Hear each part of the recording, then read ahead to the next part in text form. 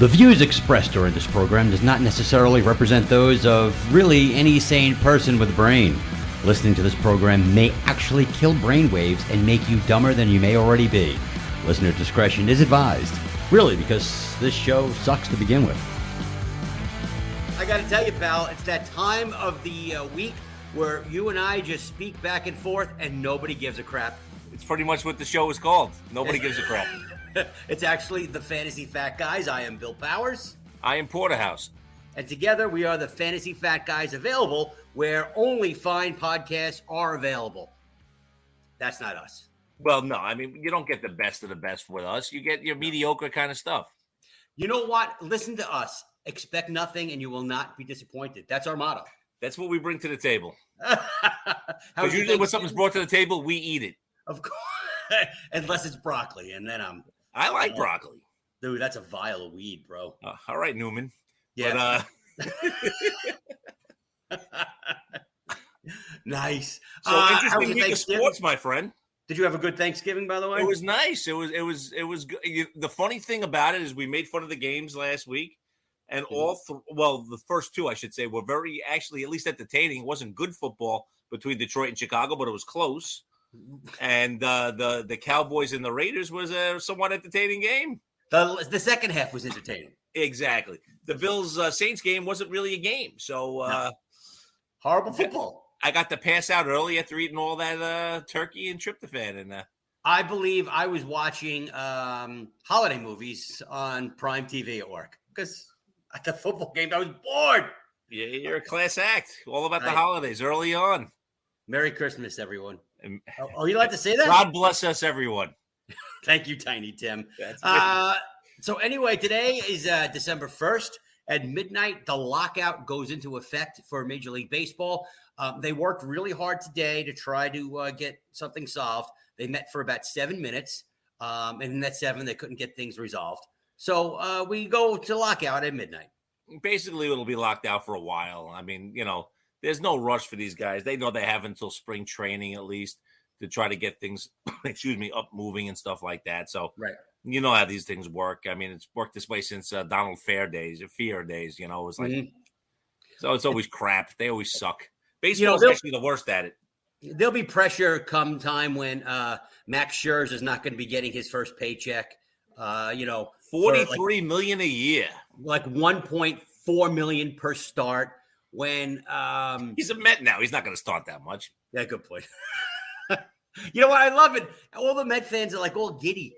You still need 2 other pitchers at the end of your rotation. Pretty much. You lost Syndergaard for Scherzer. It's an upgrade, no doubt about it. I guess, yeah, you could say that. I mean, Scherzer is better than Syndergaard. 100%. But you still, you still need a couple other guys. You're losing Stroman. I mean, there's a lot of other guys you need. Obviously, Stroman likes being irrelevant if he's going to be talking to the Cubs because the Cubs are going nowhere for the next several years. Oh, that's not true. Didn't they sign Yan Gomes? Oh, I forgot about him. I'll be honest with you, the big moves have been the Rangers, huh? They went out and got Semien. They went out and got Seager and the great John Gray, who maybe outside of Colorado will pitch well. Who knows?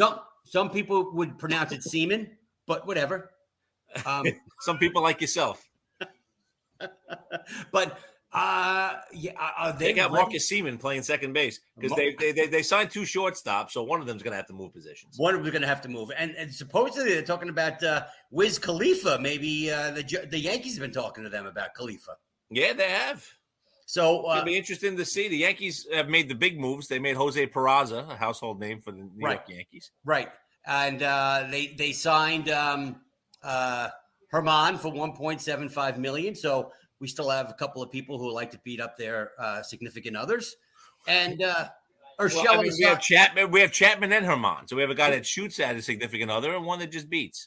One guy's just got fists of fury, and the other guy, he's a lover, not a fighter, so he just shoots her. He just shoots at the brick wall.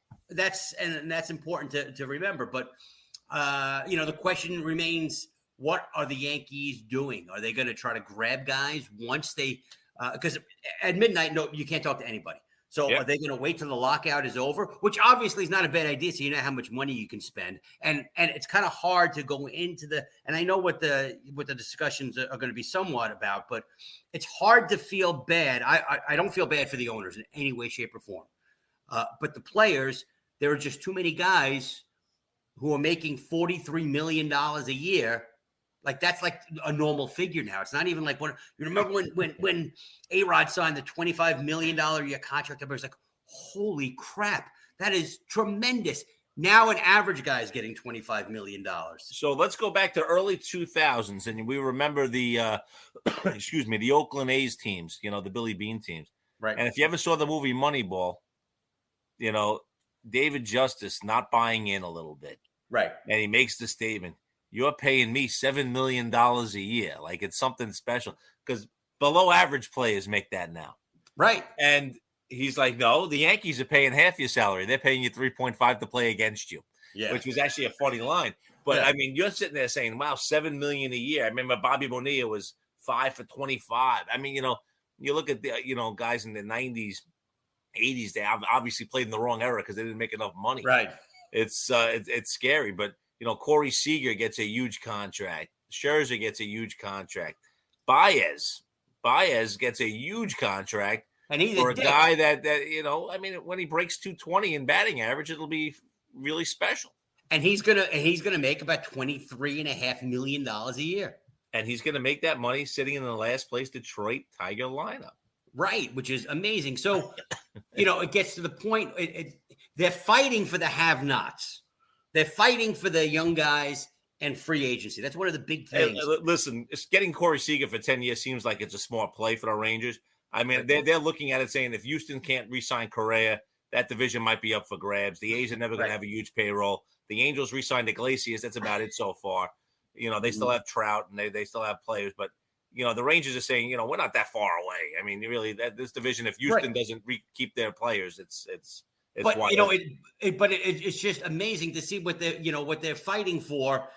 It really is to have, just like the owners, just like the Tampa Bay Rays are the have-nots, even though they're one of the best teams in baseball. Well, they said Corey Kluber. I can't speak. Right. So that means he's going to have a monster year next year because he's a Of course. But what I'm saying is, one of the big things that the Players Association is fighting for is for the ability for these guys to become free agents at an earlier age, because by the time they become free agents, their best years in a lot of cases might be behind them, and nobody wants to pay for what the future holds.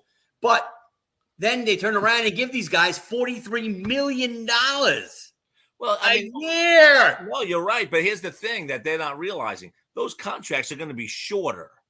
If you're not going to get, the Wander Franco money early at the age of 20. A free agency is going to start up earlier because now he's got no real design to sign on early.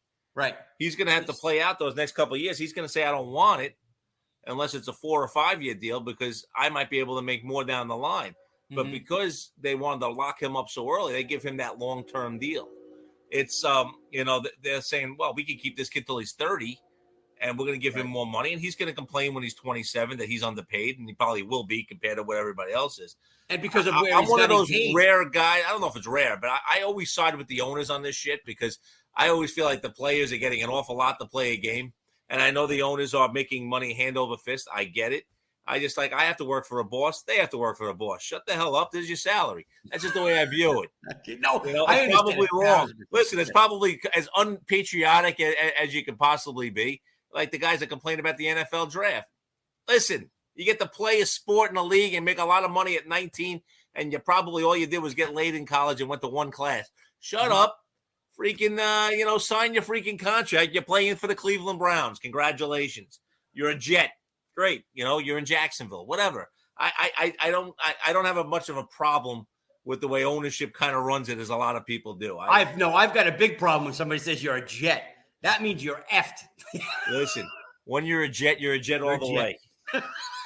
Your first cigarette. From your head to your feet. To your last dying day. Yeah. Listen, if I could give that team up, I would. I just can't. I don't know what it is. Apparently, you're anti-union, number one. But number two, I'm not really a union. I'm not anti-union. I don't really think about unions much. I got to be honest with you. I know. I'm not in a union job, so maybe that's it. But the reality of it is that, yeah, I mean, listen, I think unions serve a really important role, but not for a bunch of guys that are making $43 million a year. I don't really think that the union should be standing up for them because they're having a tough life. I just don't. What's your feel on civil unions? Let's really delve deep into it, you know? I'm just kidding. Just be a dick. No, I get it. But I wasn't ready for you to say that. Yeah, obviously. But it's true. It's funny. No, I again, listen, it's just so stupid. You know, you guys can come to a common ground. You got to come to it anyway. Right. Why waste everybody's time now? Anyone that's nervous about it shouldn't be, but that's why we've had this mad rush of hot stove, because everybody wants to get players locked up before the deal. Yeah. Because normally you're sitting there. I was thinking about it this morning when I was pooping, and I was thinking about how in years past we're waiting and we're waiting and we're waiting for somebody to sign. Like Gosman's not going to sign until, like, say, Scherzer signs, so we can see what Scherzer makes. Stroman's not going to look at things until Gosman signs. But this year, everybody just like, You remember Manny Machado, right? Right. I mean, that took forever. No one knew what that happened. All of a sudden, the Padres just came in and took him because nobody else was making a move. Right. Machado was just sitting there waiting for a market to open up. Mm-hmm. And it's stunning that a team, I guess you wouldn't call them small market, but they're not a big market team, San Diego. Right. I guess maybe you would call them small market, but their salary has grown. And with Machado and Tatis, and I know they're trying to get rid of Hosmer, but they're definitely getting up there in salary over in San Diego. You got to remember also, with these added expenditures, you have a solid team for the most part. I know they dropped out at the end, but that means people are in the stands, which means just selling tickets. And isn't that what people are going to pay to watch Tatis and Hosmer, man? They're just going to do it. Not Hosmer. I'm sorry, Tatis and Machado. I don't know if they care about Hosmer. I was looking for next year some tickets to some Met games. I'm a Yankee fan. I just can't stand going up to the Bronx. And for say like the second game of the season, opening day, it's like $55 is the cheapest ticket you can find. Day number 2, you can find tickets for $13. Okay, but as you go along the season, teams like the Padres and stuff, it's an expensive ticket now. It's not like people want to see Tatis play, man. They want to see the young stars play when they can. And listen, so do I. I get it. So do I. Listen, you more than anyone I know used to go to other ballparks. I remember you going to PNC. I remember you going out to San Diego. Actually got me a Tony Gwynn jersey. I'm not jersey, a T-shirt. You're not worth a jersey, bro. I'm not worth a jersey. I'm not even worth a jersey from my wife, let alone you. But you've always followed Tampa to an extent. You've always followed young players and really kind of appreciated what they do. And, it's the fun part of baseball. Breaking news. Even though it's not going to air, nobody's going to see this until sometime on Thursday, maybe. At best. At best. Stroman has signed with the Cubs. So Stroman is a Cub. John Heyman is reporting Stroman is a Cub. So Stroman throwing to Yan Gomes. This is going to be very exciting. It's going to be very, very exciting. So Correa and Bryant are probably the two biggest bats out there, I would have to imagine. Got Correa, you got Bryant, you still got Story. You do. You have Trevor Story. I forgot about him. Yeah. Because he gets linked to the Yankees, so you figure nothing's going to happen. Right, pretty much so. Let's see. I'm trying to think. There's plenty of guys. I probably should have Googled. I'm just saying those are the biggest bats, I think. I mean, there's a ton of guys out there. Right. But, I mean, Carlos Correa is one of those guys that you hate, but if he comes on your team, you root for him. Yeah, but will the Yankees sign him? Because I don't think New York is like his destination priority.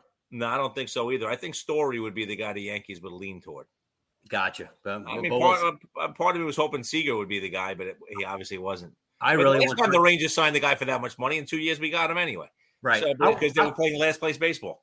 I want Freddie Freeman. Well, who doesn't? Supposedly, he's looking for 30 a year for 6 years. He's 32 years old, which means at the end of his contract, he's what, 38? No one acts like you do. Huh? No Nobody one adds has. like you do. Oh, dude, this computer. 2 plus 6. Woof. I don't know how you Dude, got 8 out of that. My brain works like a Commodore 64, brother. And I think that's reasonable for him. But the problem is,